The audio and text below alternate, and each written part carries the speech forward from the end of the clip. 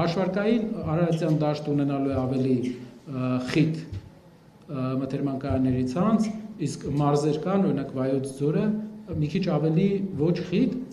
դա արդեն տեխնիկական հարցեր են, որի ուղղությամբ կշարժվենք, կհասկանանք։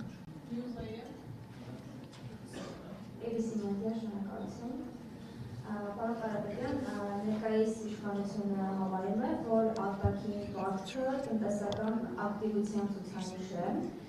Դուք ինչպիսի մոտեցում ունեք այս հարցի շուրջ եւ իշխանության գալու դեպքում ինչպես եք պատրաստվում մարել արտաքին վարկը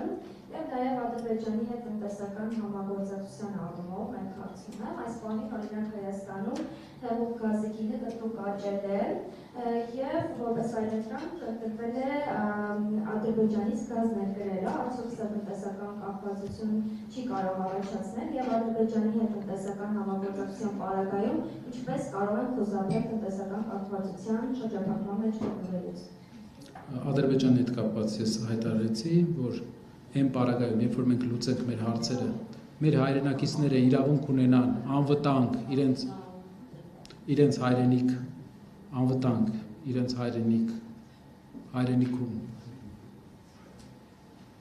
այցելություններ կատարեն, ով ցանկություն ունենա վերադառնա որպես մշակութային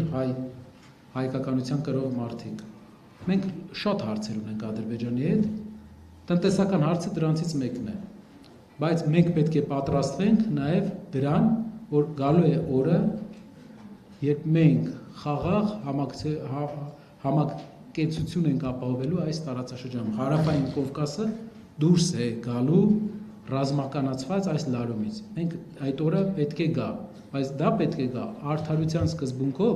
մարդկանց իրավունքների պաշտպանության սկզբունքով։ Գերիներին չխոշտանգեն այնտեղ, մենք այստեղ իրենցից ինչ-որ բան գնենք։ Մեր հարցեր կան, որոնք պետք է պատասխանվեն։ Բանակցությունների արդյունքում ես վստահ եմ, ուժեղ ղեկավարը կարող է այդ հարցերը լուծել։